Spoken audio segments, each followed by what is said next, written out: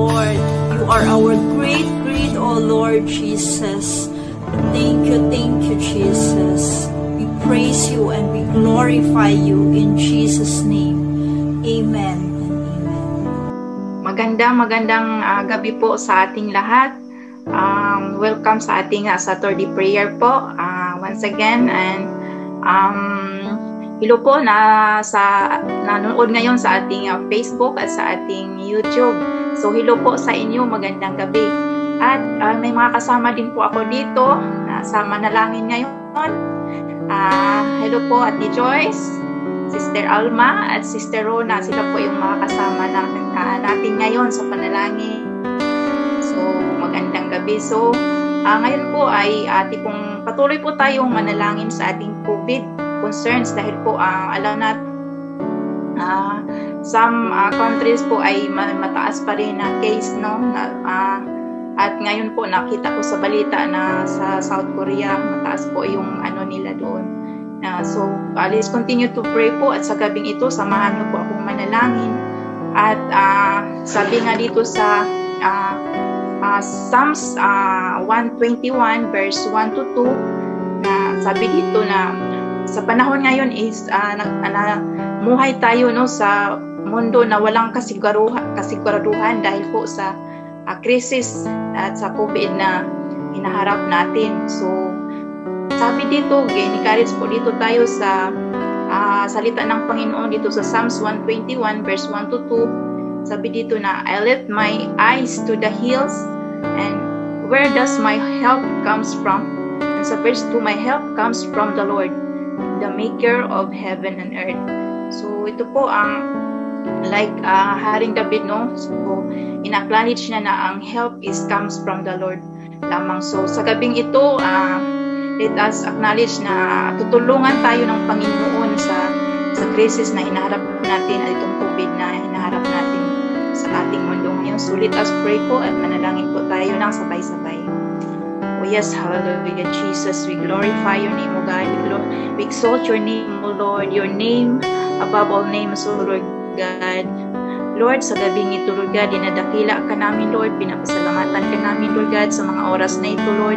And Lord God, we come before you, Lord God, with a humble heart, O Father, Lord God, Jesus, and cleanse, Lord God, sa aming mga thoughts, Lord God, sa aming mga puso, O Diyos, kung anuman, Lord God, ang mga pagkukulang namin sa iyo, Lord God. At Lord, sa gabing ito, Lord God, we continue, Lord God, to pray, Lord God. Nililift up namin sa iyo ang aming COVID concerns, O Father, Lord God, na patuloy po kayo, O Lord God, Jesus, na kumilos, Lord God, sa sitwasyon namin ngayon, O Lord God, sa COVID na ito, Lord God, na inaharap ng bawat isa. Lord Jesus, you know everything, Lord God, sa sitwasyon, Lord God. At Lord God, Lord, we continue to pray, O Father, Lord God, Jesus, na ma-stop na ito totally, O Father, Lord God, ang COVID, Lord God. At Lord, ang lahat na ito, Lord God, Jesus, ay ikaw lamang, O Diyos, ang mag-control sa lahat na ito, Lord God. And we're praying, O Father, Lord God, na magbalik sa normal ang lahat, O Lord God. And Lord, we're praying, O Lord God, Jesus, also sa vaccines, Lord God, na magkaroon, Lord God, ng lahat, Lord God, na bansa ng vaccines, O Father, Lord, na ang lahat, Lord God, ay maturukan, O Lord God, Jesus. And we pray, O Father, Lord God, na ikaw, O Diyos, ang mag-cover, Lord God, with your precious blood, Lord God, sa bawat isa, Lord God, na magkaroon, Lord God, ng vaccines, O Lord God, in Jesus' name, O Lord. And we continue to pray, O Father, Lord God, sa lahat, Lord God, na nagkasakit, Lord God, at na infected, Lord God, sa virus, Lord God, Jesus, Lord. Let your healing power be upon them, Lord God, in Jesus' name, Lord God. And Lord, we're praying also, Lord God, to those family, Lord God, na lost their loved ones, Lord God, dahil sa virus, O Father, Lord, na ikaw, Diyos, ang mag-comfort sa kanila, O Lord God. Special people, Lord God, be upon them, O Lord God, Jesus, na Lord, ang pagmamahal mo, Lord God, ang comfort mo, Lord God, ang hug sa kanila, Lord God, mangyakap sa kanila, O Father, Lord God, Jesus. And also, Lord God, we're praying also, Lord God, Jesus, sa mga frontliners, Lord God, Jesus, sa mga health workers, Lord God, sa mga doctors, nurses, O Father, Lord. Lord, continue, Lord God, to give them strength, O Father, Lord God, na hindi sila, Lord God, mag-give up, O Father, Lord God, pagpus, Lord God, ang kalakasan mo, Lord God, at wisdom, Lord God, and knowledge mo, Lord God, na magkaroon sila, O Lord God, Jesus, na para pa, Lord God, marami pang matulungan sila, Lord God, na hingkit na nangangailangan, Lord God, Jesus. And Lord God, we continue to pray also, Lord God, sa sa economy, O Father God, doon, Lord God, sa lahat, Lord God, na nawala ng trabaho, O Diyos, na Ikaw, Lord God, ang bigay, Lord God, ng bagong trabaho, Lord God, Jesus, na magkaroon sila, Lord God, ng source of income, Lord God, and we're praying also, Lord God, sa mga kumpanya na nag-close, Lord God, na mag-reopen ito, Lord, in Jesus' name, O Father, Lord. And Lord God, we continue to pray, O Father God, for the good health and protection and provision, Lord God, sa bawat isa, Lord God, Jesus. Lord, alam namin, O Diyos, na Ikaw lamang ang Diyos na makapangyarihan sa lahat, na nag-control, Lord God, at ang Yes, Lord. at Lord God, Jesus, ay Ikaw lamang, Lord God, ang solusyon sa lahat na ito, Lord God. And we know, Lord God, that from your word, O Lord God, Jesus, that our help comes from you, O Father, Lord God, Jesus. Yes, Lord. All these things, Lord God, na Ikaw, O Diyos, ang mag-control at mag-stop na itong lahat na ito, itong COVID na crisis na aming hinaharap, Lord God. Yes, Lord God. Father, Lord God, we pray in the mighty name of Jesus. Amen. Hallelujah. Hallelujah, Lord God. 1 Thessalonians chapter 5, verses 16 to 18. Always be full of joy. Never stop praying. Whatever happens, always be thankful. This is how God wants you to live in Christ Jesus. Please join me in prayer for our country, Philippines. Hallelujah, Lord God. Yes, Abba Father, you are a great God, O God. We are praying for our national and local government, O God. Wisdom and honesty for every government leaders, president, to our president, vice president, cabinet members, O God, senators, congressmen, governors, vice governors, O God, mayors, councilors, barangay captains, barangay police, O God, all those who have positions in our government, O God, praying for our Supreme Court, judges and lawyers, O God, pray that they will going to lead and do their service with pure intentions and motives and integrity. Remove every deceitfulness, greediness, and selfishness in their hearts, that they may seek your will and righteousness. In Jesus' name we pray. Amen. Pray for all the soldiers, the police officers, armed forces of the Philippines, the Philippine National Police, and all the government agencies, that they will serve with dignity, fairness, and justice, that they will protect every Filipino citizen from harm, danger, and injustices. Lord, pray that no government officials be involved in crimes and corruption, abuse authority, put in charge godly leaders who's willing to serve fairly and honestly, and has compassion for the welfare of every Filipino. In Jesus' name we pray. Spare also, Lord God, our country from all crimes and danger, illegal prostitution, child abuse, illegal drugs, drug addiction, cyber crimes, and any crimes that ruin the life of every Filipino, Lord God. Spare us from poverty and illiteracy, O God. Give us quality education for all the children, O God. Provide us good jobs to those who are unemployed, O God. Give us good opportunities and means to develop our skills and talents to be productive citizens of the Philippines. Protect our country, O God, from illegal mining, illegal logging, O God, deforestation, O God. Give every Filipino a heart to take care of our environment, to have discipline and obedience to the rules. Maybe we help us to be united, to take care of all your creations, O God. Help us to be a good citizen, to be a part of this solution, O God, not a distraction. Pray for all the teachers, the mentors, the educators, O God, public and private schools, O God, to have godly attitude, to have real compassion in teaching and building characters to their pupils and students, that through them will raise godly leaders and citizens of our country. Praying for an abundant supplies of food and basic needs of every Filipino people, O God.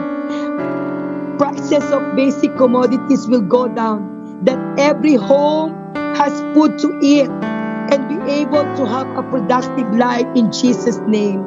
Spare us from the COVID virus, O God, sickness and diseases. Spare Philippines, O God, from volcanic eruption, specifically, Lord God, Taal volcano, Lord Jesus. Lord, spare us from natural calamities, earthquakes and storms. You are the God in control of everything, and you can take over of all of this in Jesus' name. Praying for more Filipino churches, oh God, united in the body of Christ, to raise up and send out missionaries, nurturing every Filipino family to live in God's word, to live in you in Jesus' name. Pray that all these churches to stand firm in biblical truth and be unified with one another and in Christ Jesus. Amen. Loving God, bless and protect the Philippines. Prosperity and progress be achieved. Peace and harmony be assured. Freedom and justice be preserved. Bless Philippines to walk righteously, to do your divine will, to live in you and in your words. In Jesus' name we pray. Amen. Amen. Ngayon po ay tawagin naman po natin si Sister Alma para po ipag-pray ang buong mundo. Yes, indeed. God is so good sa ating mundo, sa ating buhay. So ngayon, it is a time for us to pray sa ating mundo, sa ating world. So I would like to encourage everyone that we just prepare our heart with one voice, with one spirit, that we are going to pray for our world today. So let us pray. Yes, oh God. Hallelujah. Hallelujah, Lord. Hallelujah, Jesus. We exalt your name, O God. We fix our eyes on you, Lord. We fix our heart on you, Lord. We do not want, O God, to trust our emotion. We do not want to trust man, Lord. We want to trust you, Lord. And so, Father, we are coming to you and simply asking you to heal our land, Lord. Let us all believers unite as one, so that we can pray and believe a new day for our nations, a new day for the whole world. The Bible says in Psalms chapter 30 verse 2, "Oh Lord, my God, I cried to you for help, and you restored my health." So Father, as I am praying, we cried unto you and heal us. The whole world is hurting. Pandemics, racial inequalities, job loss, political divisions have caused great suffering, O God, in the whole universe. We are called to be salt and light on the earth, O God. We look to you, into you only, Lord. Help us, O God, to make wise decisions that move, Lord, our country, O God, in the right direction. Help us, Lord, to do our part in praying and in staying what we know is right according to the truth of your word. Teach us, O God, to make our actions count and our words matter. So right now, O God, I would ask you, O God, to guide us, Lord, with your eyes, Lord, your strong arms, Lord, to be upon us.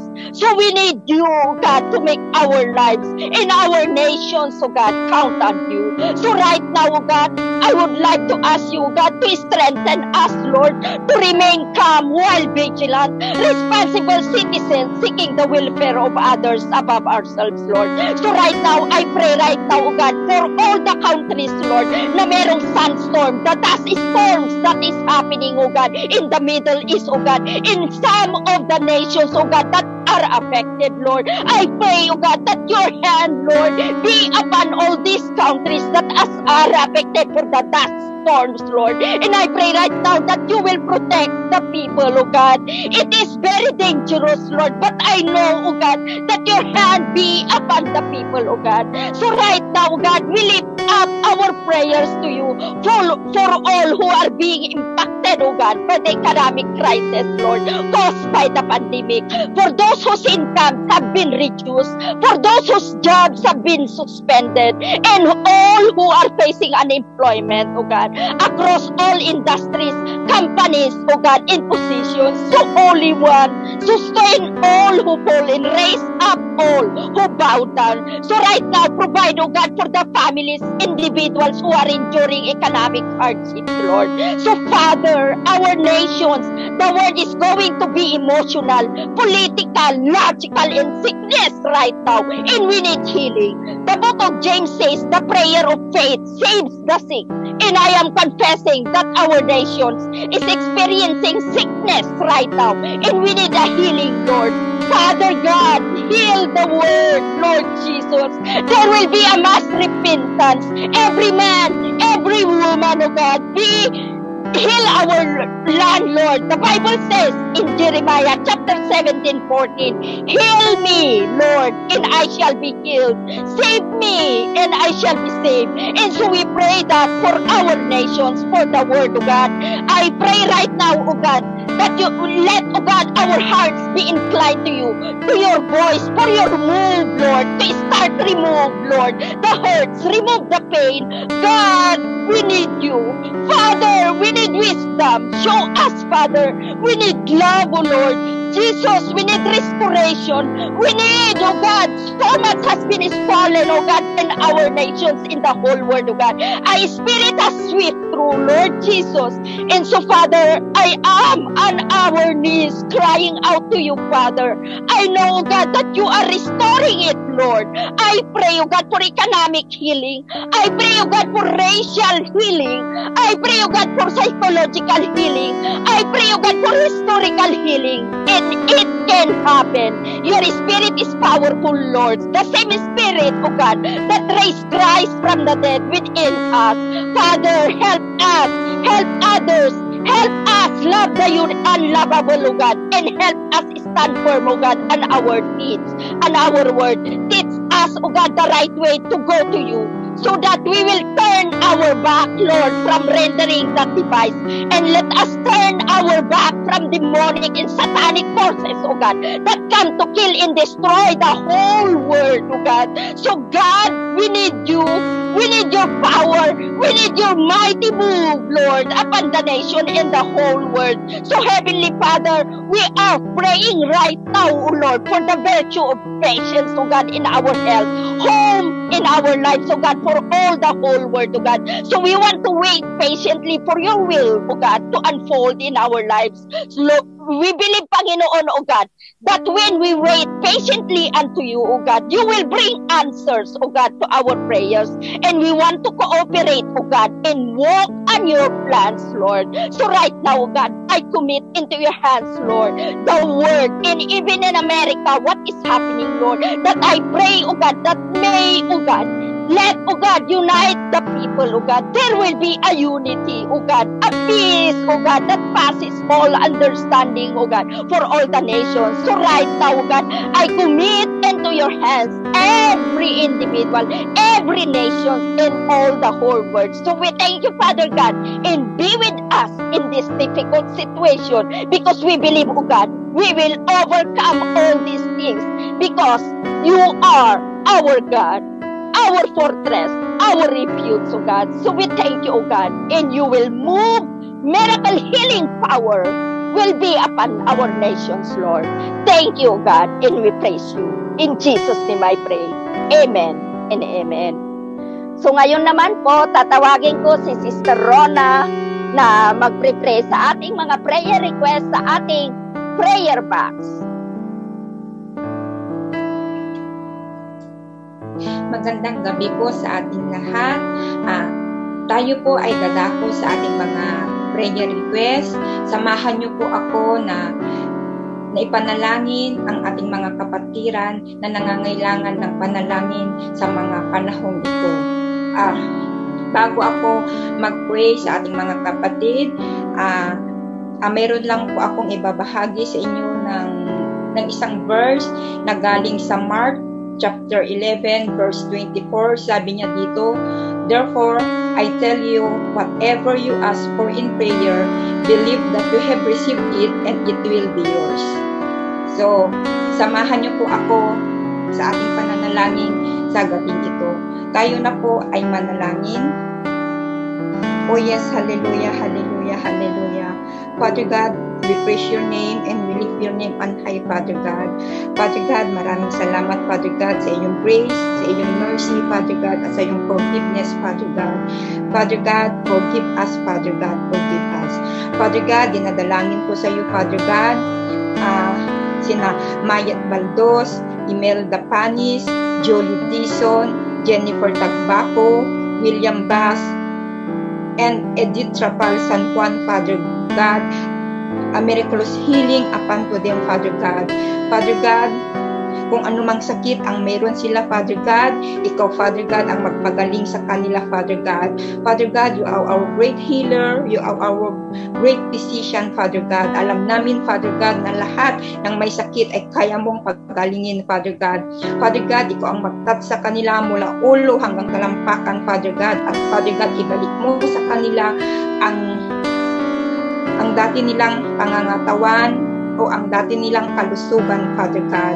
At Father God, dinadalangin ko din, Father God, ang mga apo ni Nanay Josephine Kiskis at ang mga anak ni Ate Joyce Austria, Father God, na ikaw, Father God, ang magbigay sa kanila ng more knowledge and wisdom sa kanilang pag-aaral, Father God, upang sa ganun, Father God, ay maabot nila ang kanilang mga pangarap sa kanilang mga buhay, Father God. Alam namin, Father God, na ikaw ang gagabay sa kanilang pag-aaral, Father God, at alam namin, Father God, na hindi mo pababayaan ang mga batang ito, Father God. Father God, ikaw, Father God, ang siyang mag-protect ng mga batang ito, Father God, during, Father God, sa kanilang pag-aaral, Father God, at huwag mong hahayaan, Father God, na mapapasama sila, Father God, sa mga hindi mabubuting kaibigan, Father God. Father God, ikaw, Father God, ang mag-protect sa kanila, Father God. Ibigay mo sa kanila, Father God, ang karunungan, Father God, na galing sa iyo, Father God. At Father God, dinadalangin ko din, Father God, ang apo ni Susan Yalong, Father God, na mag-focus siya sa kanyang study, Father God. Father God, alisin mo, Father God, kung ano man ang sagabal sa kanyang pag-aaral. Father God, ikaw ang mag-alis, Father God, upang sa ganun, Father God, makapag-focus siya sa kanyang pag-aaral, Father God. Father God, dinadalangin ko din, Father God, na ikaw ang magbigay ng wisdom, Father God, kay Ate Joyce Austria sa kanyang pagtuturo sa kanyang tutorial, Father God. Father God, ikaw ang siyang gagabay sa kanya, Father God. At Father God, ikaw, Father God, ang magbigay sa kanya, Father God, ng karunungan, Father God. Father God, dinadalangin ko din, Father God, ang pamilya ni Ate Josephine Kiskis at ni Ate Joyce Austria, Father God, at protection upon to them, Father God, especially, Father God, sa kanilang paglabas-labas sa kanilang sa araw-araw, Father God. At Father God, ikaw din ang magbigay sa kanila ng good health, Father God. At Father God, ikaw ang magbigay, Father God, ng salvation, Father God, sa mga rest of their family na hindi pa nakakakilala sa iyo or hindi pa nakakatanggap sa iyo bilang personal Savior, Father God. At Father God, dinadalangin ko din, Father God, si Mami Imelda Hoson, Father God, sa kanyang stay-in na makakasama sa kanyang bahay, na makahanap na siya, Father God, na ito ay mabait, ito ay may takot sa iyo, Father God, at ito ay masunurin upang sa ganun, Father God, magiging maayos ang relasyon nila ni Mami Imelda Hoson, Father God. At Father God, dinadalangin ko din, Father God, si Brother Marlon at ni John Martitan, Father God, for their situation right now, Father God. Father God, alam mo, Father God, ang kanilang situation, Father God, sa mga panahong ito. But Father God, I believe na mayroon kang purpose, Father God, kung bakit nangyayari sa kanila, Father God, ang mga bagay-bagay na ito, Father God. But Father God, ikaw, Father God, ang gagabay sa kanila, Father God, sa mga panahong ito. Ikaw, Father God, ang magbigay sa kanila ng spiritual na growth, Father God, o spiritual strength, Father God, upang sa ganun kaya nilang labanan, Father God, ang lahat ng mga nangyayari sa kanila sa mga panahong ito, Father God. At Father God, dinadalangin ko din, Father God, ang anak ni Susan Yalong at ang kanyang manugang, Father God, na ma-approvean ang kanilang visa, Father God, para sa pagpunta nila sa Canada, Father God. Father God, your will be done upon to them, Father God.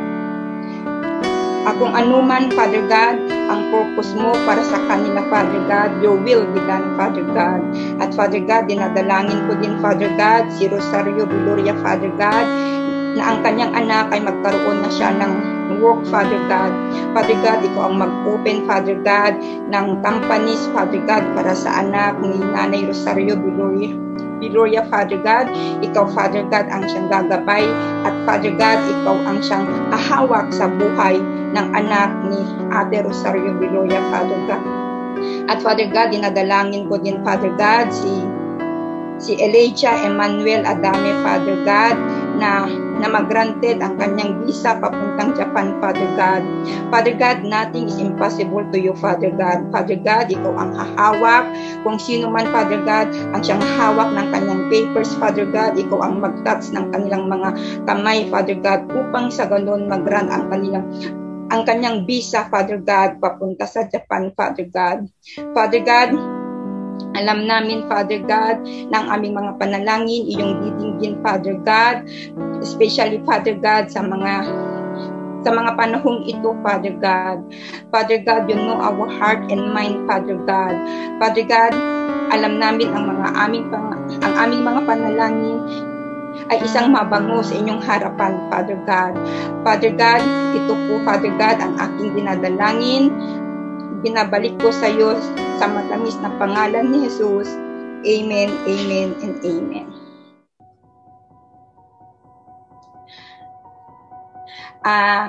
Gaya ng binasa ko sa verse ng Mark 11:24 na kapag manalangin tayo, maniwala tayo na ito ay sasagutin ng ating Panginoong Diyos.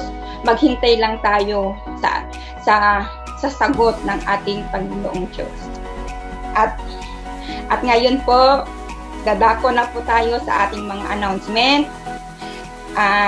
Ito po, please do sign up our basic step for the new faith journey.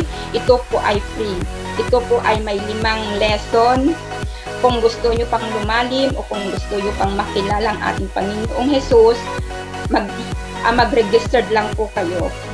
At please join with us sa ating mga connecting lives. Ito po isang maliit na grupo upang sa ganun makapagpanalangin ng bawat isa po sa atin. At please do share your testimonies with us kung may nagawa man ng ating Panginoon Diyos sa inyong mga buhay. Huwag kayong mahihiyang i-share para sa ganun maka-encourage pa tayo ng mga iba nating mga kapatiran. Yun lang po ang ating mga announcement sa gabing ito. At dagang announcement po, Dialect Week, March 22 to 26, it's about patience. We have Tagalog, Cebuano, Ilocano, Pangasinenses at Ilonggo po. And we also have Dialect Devotion, Tagalog, Cebuano, Ilocano. So, antayin niyo po yung monthly release niya. So, Sister Annalise?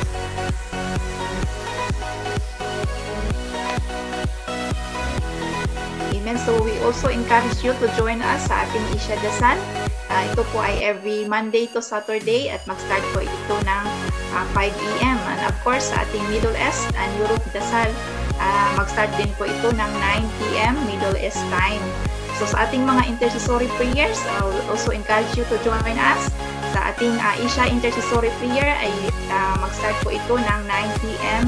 At sa ating Middle East ay mag-start ito ng 9 p.m. So please join us. At meron din po tayong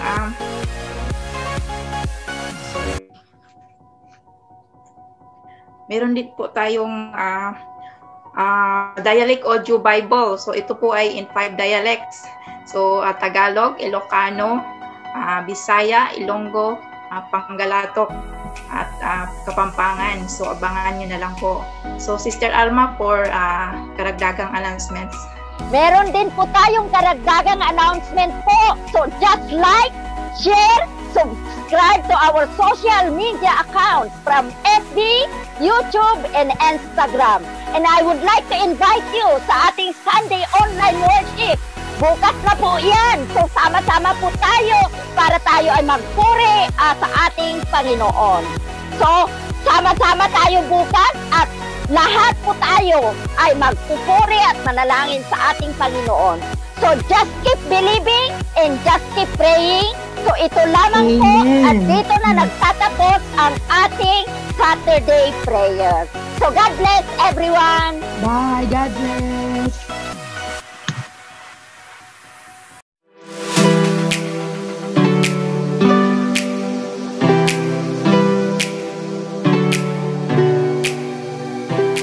Magandang araw!